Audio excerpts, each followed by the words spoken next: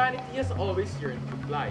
From the popular Greek mythology of Icarus and Daedalus, to Leonardo da Vinci's flying machines and Gusmao's hot air balloon, all attempts have failed and no one has been able to fulfill said longing.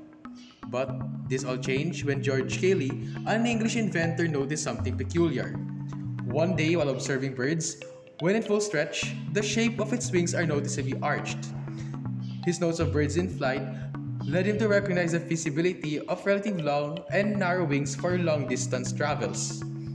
This led George Cayley to identify the modern fixed-wing aircraft concept and the four fundamental aerodynamic forces: weight, lift, drag, and thrust.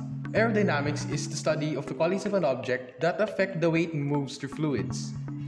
Lift is a fundamental part of the mode of flying as it holds objects in air. It is quite literally the force that pushes something upwards. So why talk about it, and how does it work? Lift is caused by mechanical stresses that act upon an airfoil, namely shear stress and pressure stress. The former refers to stress tangent to the airfoil. It is the friction of passing through a fluid. It's like the feeling of resistance when swimming through water, whilst the latter refers to stress perpendicular to the airfoil.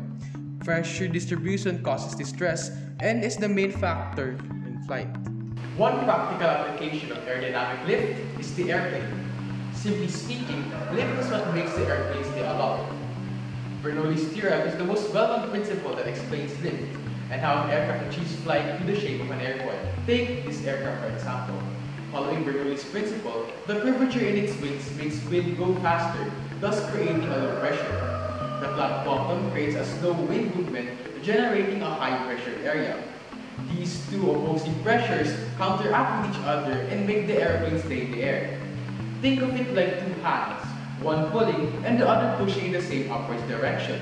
Another perspective explaining lift is following Newton's third law, where the wings must deflect the air downwards. This is achieved by varying the angle of attack, creating an equal and opposite force, thus generating lift. With all this debate and debacle, how does an airplane actually fly? Well, lift is actually Bernoulli's principle and Newton's laws of motion. The shape of the wing and angle of attack work together, at the same time generating a difference in pressure, thus enabling lift to happen. Achieving flight is difficult. The idea of lift and understanding it remains a little topic and far from being simple. However, one thing is for sure: aerodynamics made the once elusive idea of flight come to